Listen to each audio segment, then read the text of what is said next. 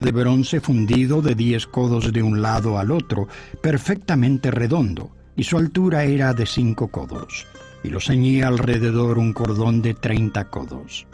Descansaba sobre 12 bueyes, 3 miraban al norte, y 3 miraban al occidente, y 3 miraban al sur, y 3 miraban al oriente. Sobre esto se apoyaba el mar, y las ancas de ellos estaban hacia la parte de adentro. Y el grosor del mar era de un palmo, y su borde era labrado como el borde de un cáliz de flor de lis, y cabían en él 2000 batos. Hizo también 10 basas de bronce, siendo la longitud de cada basa de 4 codos, y la anchura de 4 codos, y de 3 codos la altura. Y sobre aquellos tableros que estaban entre las molduras había figuras de leones, y de bueyes, y de querubines, y cada basa tenía 4 ruedas de bronce, y la hechura de las ruedas era como la hechura de las ruedas de un carro. Hizo también 10 fuentes de bronce. Cada fuente contenía 40 batos, y asentó una fuente sobre cada una de las 10 basas. Y puso 5 basas al lado derecho de la casa, y las otras 5 al lado izquierdo, y asentó el mar al lado derecho de la casa, hacia el sureste. Así se terminó toda la obra que dispuso hacer el rey Salomón para la casa de Jehová.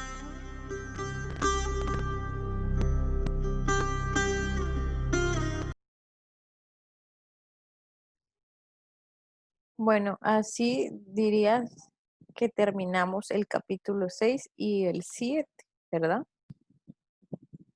En esta, creo que es la mejor forma de podernos imaginar, porque a veces, pues leyendo uno, se le hace un poco difícil entender la disposición de este templo.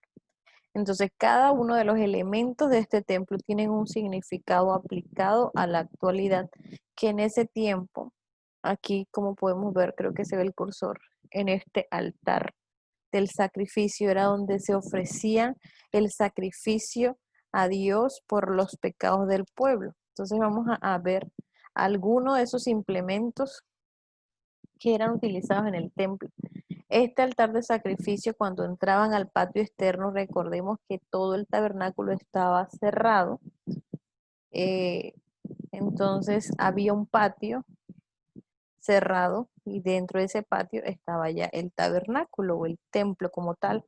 Este altar de sacrificio que se nombra mucho en el Nuevo Testamento, como por ejemplo los anillos con los que se toman, se llaman las arras de salvación, que podrían tipificar el Espíritu Santo, y los 4 cuernos, los 4 puntos cardinales de la tierra.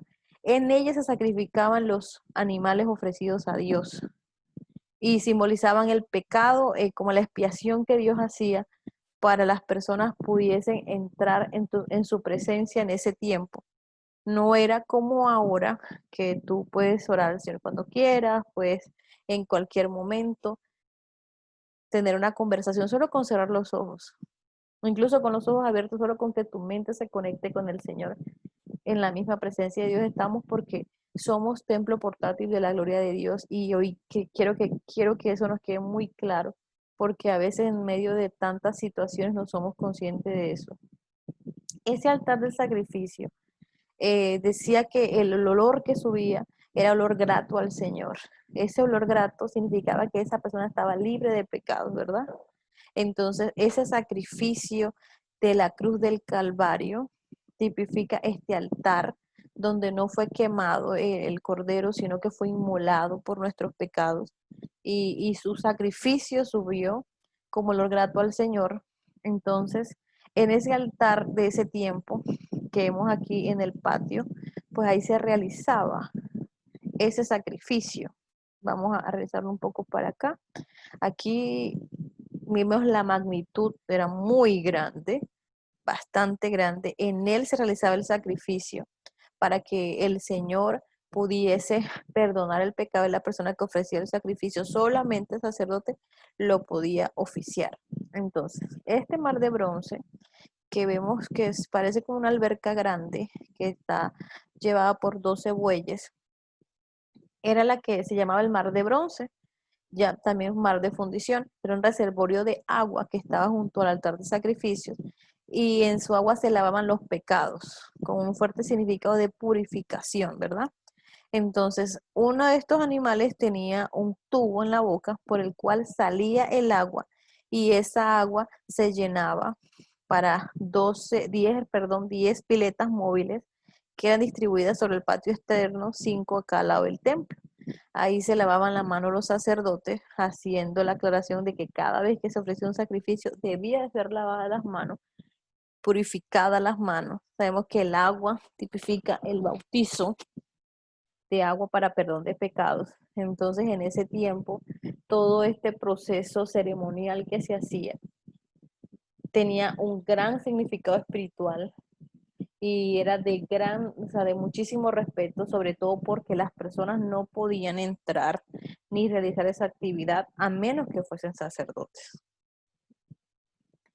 Estas dos columnas, como vimos en el video, cada una representaba a David y a Salomón y cada uno tenía un nombre. Una se llamaba Jaquín o Joaquín, que simboliza la sabiduría, y Boaz la inteligencia, que eran atributos de Salomón. En la parte de arriba de estas columnas tenía forma de corona, como de rey, y fue un regalo del rey de Tiro del que hablamos y leemos en el capítulo 5, por uno de los reconocidos artesanos del bronce, como un homenaje a estos dos reyes, y estaban ahí puestos como una de las columnas dentro, a la salida del templo, pero dentro del tabernáculo. La mesa de los panes, que ya ellos pues tenían estas formas como estos palos, por así decirlo, para llevarlos de un lado a otro, porque todos los mobiliarios del templo en su época estaban hechos de esa manera, porque recordemos que ellos tenían, era un tabernáculo, era una tienda, como una tienda de campaña, como decir uno, una tienda de acampar, y ellos a medida que se iban moviendo, conquistando los reinos, tenían que tener de esa forma móvil, pero cuando llegaron al templo ya de Salomón, aunque tenían las mismas eh, estructura de los palos de estos como si los fueran a llevar, era una forma de recordarle a ellos que ellos habían sido peregrinos y extranjeros y Dios había estado con ellos, de recordarles de que si estaban en este tiempo, en ese lugar establecido, había sido por todo lo que habían pasado. Entonces estos panes simbolizan el alimento espiritual que es la palabra de Dios y que hoy sabemos nosotros que simboliza a Jesucristo como ese pan de vida. Era de mucha importancia, de mucho respeto. Obviamente ese pan no se podía consumir. Hay un capítulo de la Biblia donde nos cuenta cuando David lo consumió. Eh, Dentro de que está el libro de Crónicas y leemos pues que no había nada más que comer, solo los panes de la proposición. El altar del incienso, que es la figura de Cristo, como somos sumos sacerdotes. Entonces este altar del incienso era un altar en el que se ofrecía olor grato a Jehová, ya no el olor de los animales, ya no olor del carnero, sino que es como una simbología de las oraciones, de la intercesión que debe tener el creyente. El altar del incienso y tanto el altar del sacrificio, hay un versículo que dice, y el altar y el fuego arderá continuamente en el altar y no se apagará. Nunca podía estar apagado ese altar, nunca podía faltarle ese, tanto el del sacrificio como el del incienso, ese olor grato al Señor, porque eso le permitía tener esa confianza de que estaba conectado completamente al Señor todos los días. El velo, que es una parte muy importante de todo esto, separa el lugar santo del lugar santísimo. En ese lugar santísimo estaban esos dos querubines y dentro que tocaban sus alas y bajo ellos estaban el arca del pacto que en su momento era la gloria misma de Dios. Entonces ese velo ni siquiera los mismos sacerdotes le dejaba ver hacia adentro de esto donde estaba el arca, aunque ellos conocían el arca, la habían visto, pero habían vivido muchas experiencias y una historia muy bonita, que es la historia de Obed Edom el Eteo, que era un hombre extranjero que vivía cerca de Israel, cuando se llevaron los filisteos el arca, que finalmente esa arca causó estragos en su país, hubieron muchos muertos hasta que ellos finalmente soltaron unos bueyes que llevara el arca hacia Israel. Cuando David intentó traerla a su casa, estuvo 20 años en casa de Abinadab y cuando David intentó llevarla hacia Jerusalén, uno de los hijos de Abinadab, el sacerdote, tocó el arca y falleció. Entonces el pueblo se sintió tan triste, David también, que del camino había una casa que era la casa de Edom el Geteo, que no era israelita, y dejaron ahí. Y dice la palabra del Señor que en 6 meses bendijo Jehová toda, 3 meses, perdón, bendijo Jehová toda la casa de Obed Edom y todo lo que tenía. Entonces, pues, es un trasfondo muy lindo ver como 20 años estuvo en la casa de un sacerdote, no pasó nada, incluso uno de sus hijos murió, pero estuvo 3 meses en la casa de un gentil y algo pasó. Y eso tiene un significado espiritual muy hermoso porque a lo largo de la historia, a pesar de que Obed Edom era extranjero, él fue uno de los guardianes y toda su familia de una de las puertas del templo, la puerta más importante, que era por la que se suplía la comida. Eh, entonces, pues, el arca tiene muchas historias en las que el pueblo de Israel ofrecía sacrificio al Señor y en las que cada vez que estaba el arca cerca era la misma presencia de Dios. Entonces el velo separaba este lugar donde estaba el altar de la proposición, donde lo separaba de ese lugar, que el lugar santísimo, la misma presencia de Dios. Entonces, en la palabra de Dios, en el momento que el Señor Jesús dijo consumado es, dice la palabra que el velo se rascó y se pudo ver hacia adentro. Entonces la palabra de Dios también dice que el velo, que es la carne de Jesús, se rompió para que nosotros tuviésemos entrada al lugar santísimo y ya no hubiese separación entre judíos y gentiles.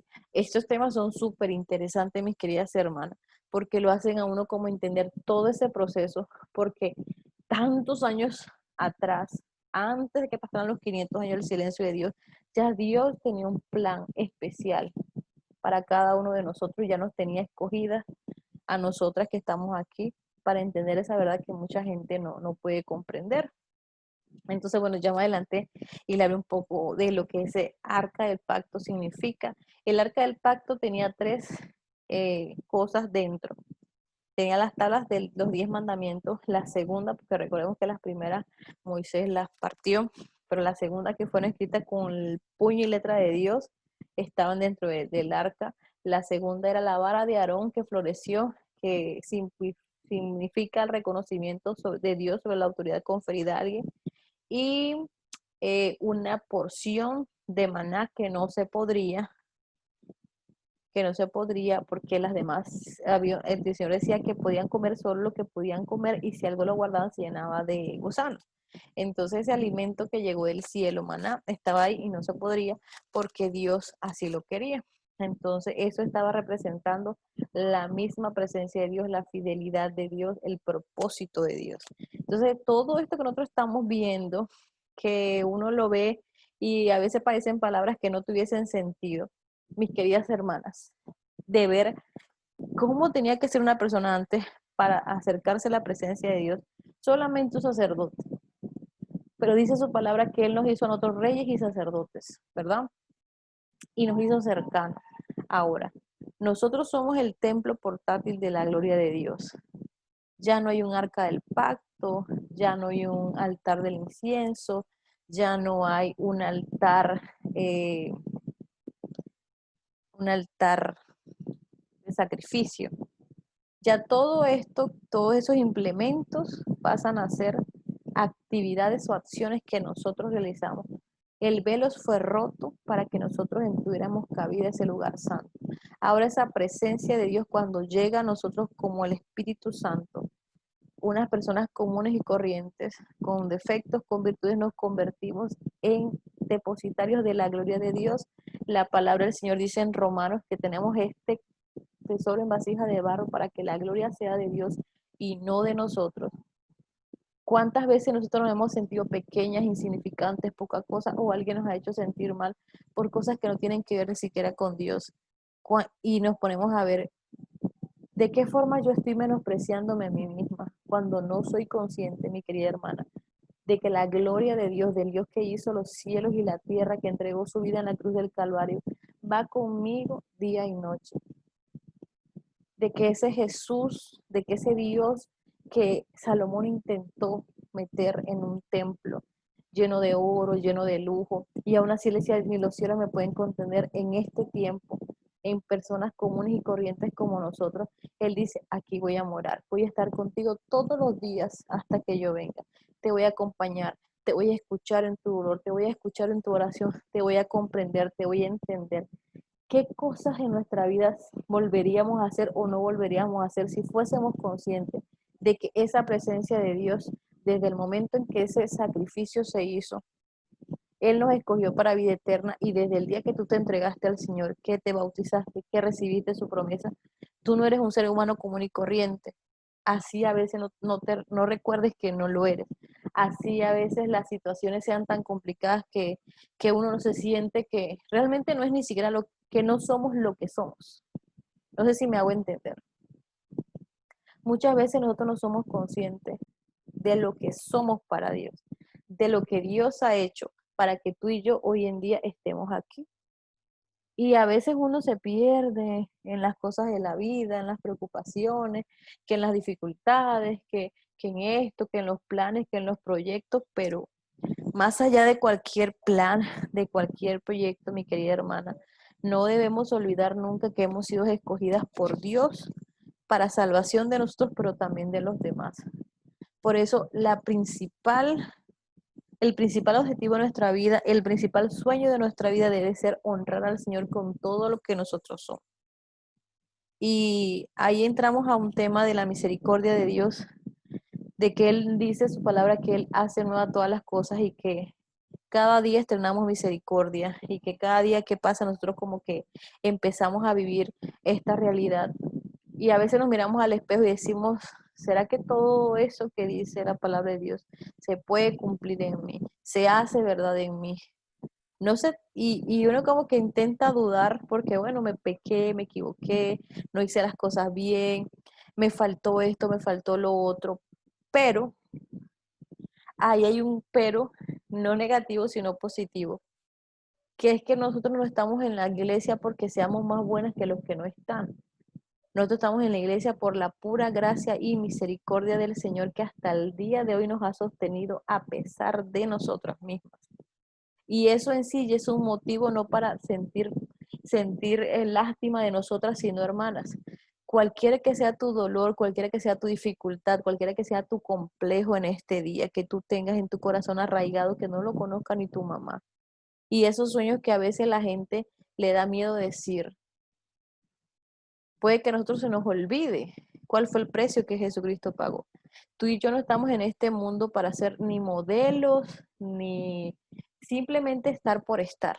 No, nosotros hemos nacido con un propósito que va más allá de nuestro propio conocimiento y creo que nuestra mente es limitada para entender que hemos sido puestas en esta tierra como luminares en el mundo para llegar a otros que no podrían llegar de otra forma. Tú no eres un error. Tú fuiste creada a imagen y semejanza de Dios con un propósito especial. Y cuando uno lee estos capítulos y ve todo ese montón y uno dice, bueno, pero el Señor va a cambiar oro por mí, que no soy de oro, que me falta tanto, que tengo tantas fallas, que tengo tantos problemas, tal vez tantos complejos. Y aún así Dios me puede decir a mí esta noche, así como eres, para mí eres más valioso que el oro, que las piedras preciosas, porque Dios no quiso habitar en ese templo, pero sí quiso habitar en ti. Solamente ponte a analizar eso. A mí eso me conmueve el corazón. Me pone a pensar cuántas veces yo me he menospreciado a mí misma. Cuántas veces mi problema y mi dificultad me ha hecho ver solo eso, el ahora. Y no ver el más allá, el día que yo esté frente a frente con el Señor, donde no me va a importar si tenía, si no tenía, si me faltó, si no me faltó, sino que lo único que me importa es que yo pueda verle a Él cara a cara y decirle gracias, Señor. Gracias por haberme tenido paciencia, gracias por tu misericordia, gracias por no haberte dado por vencida conmigo. Dios no se da por vencido con nosotros, hermano. Dios nunca se da por vencido con nosotros. Y por eso yo las animo cada día a que ustedes lo más que puedan busquen la presencia del Señor, sea de día, sea de noche, busquen la presencia del Señor, porque el Señor Jesús no es un mito, el Señor Jesús no es como una novela que nosotros vemos y será que sí es verdad o será que no es verdad, no, es que Él es real, Jesucristo es real. Y Él está interesado en tus sueños y en mis sueños, pero más allá que en los sueños, Él está interesado en nuestra salvación. Y a veces sin darnos cuenta nos deprimimos, nos ponemos tristes, nos afligimos, porque pasa esto, porque la dificultad viene, porque la enfermedad viene, y eso como que nos encierra solo en el momento que estamos viviendo, pero tú no eres el momento que estás viviendo, tú eres el propósito de Dios. Y el propósito de Dios va más allá de las circunstancias, va más allá de la situación. ¿Cuántas veces Dios te ha hablado a ti en un campamento, en un retiro, en una confraternidad y te hizo una promesa y tú hasta las has olvidado? Y pensarás, no, ya, Dios no va a hacer eso, o Él se cansó, o yo me equivoqué, o ya Él me desechó, o esas cosas nos van a hacer así, porque a veces la mente de uno llega hasta esas cosas y resulta que no es así. La Biblia dice que Él no es hombre para que mienta, ni hijo de hombre para que se arrepienta. Entonces nosotras, mis queridas hermanas, sigamos adelante. No somos perfectas, nos hacen falta muchas cosas, es verdad. Pero lo que yo creo y estoy segura que no nos hace falta es la gracia y la misericordia del Señor. Y uno en cada día tiene la oportunidad de decir, esta es mi oportunidad de volver a empezar. Porque Dios dice, nuevas son cada mañana sus misericordias. Y uno puede, ¿cómo puede interpretar yo ese versículo? Que cada día que llega a las 12 de la noche, todo lo que haya hecho quedó atrás.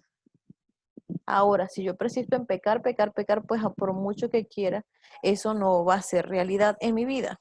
Pero nosotras tenemos que entender que la verdad de Dios y la verdad de su evangelio es algo que hace parte fundamental de nuestra vida y que no debe ser solo a donde yo me refugio cuando ya no me queda nada más, sino que debe ser el primer lugar de refugio que yo busco, la presencia de Dios. El primero que conoce mis problemas, el primero que conoce mis dificultades, el Señor Jesús. Tiene que ser mi amigo. Él quiere ser mi amigo. Yo no sé si es que a veces no somos conscientes de lo que significa que el dueño del universo y el dueño de la tierra esté en tu habitación contigo día y noche, que el dueño de la tierra vaya contigo al trabajo, a la universidad, al colegio, cuando comes, cuando sales, cuando entras, que el que hizo cielo y tierra, cuando escucha tu voz, sale corriendo y presto a escuchar tu petición. Yo no sé si es que a veces a nosotros se nos olvida que no es porque nosotros seamos, sino por lo que Él es, por lo que hoy estamos aquí. Sería para mí de mucha bendición, mi querida hermana, que hoy tú te fueses con esa confianza a dormir o a estudiar o lo que sea que vayas a hacer luego que termine este espacio que gracias a Dios tenemos, que tú te pongas a pensar que no se trata de ti, que no se trata de mí, que los problemas pasan, que las dificultades pasan, que la situación económica mejora, que así como hay un cuento que dice, esto también pasará, todo pasa, pero el que permanece es el que hace la voluntad de Dios. Cielo y tierra pasarán, mas su palabra no pasará. Todo pasa, mi hermana, la juventud pasa, la soltería pasa, todas las cosas en esta tierra pasan. Lo que nunca se nos puede olvidar a nosotros es ponernos a pensar cuál es el legado que yo estoy construyendo en la tierra, porque tú y yo tenemos que darle razón al Señor de eso, de nuestro legado, de qué estamos sembrando, de en quién estamos sembrando, para qué estamos sembrando. Porque un día nos vamos a presentar delante de Él y Él nos va a preguntar, ¿qué hiciste con lo que yo te di? Y como ya se lo he compartido varias veces, uno puede decir, no, Señor, yo no soy pastor, yo no tengo ministerio, yo era tímida, yo era esto. No, no. El Señor no va a comer de ese cuento. El Señor te va a decir, yo te di una voz, te di una existencia. ¿Qué hiciste con lo que yo te di? Como digo yo, y estoy más que segura que eso es verdad. Muchas veces tú no vas a salvar a nadie, pero con que tú te salves es suficiente, pero sálvate bien. Porque la palabra de Dios dice que el fundamento nuestro es Jesucristo, pero que cada quien mire cómo sobreedifica. Si con oro, si con piedra, si con madera, si con paja. Dice, y el fuego probará la obra de cada quien. Y aunque haya pérdida, se salvará. ¿Qué significa ese versículo? Que a veces muchos tienen que sufrir y resufrir e irse al cielo de esa manera, porque no quisieron otra forma de aprender.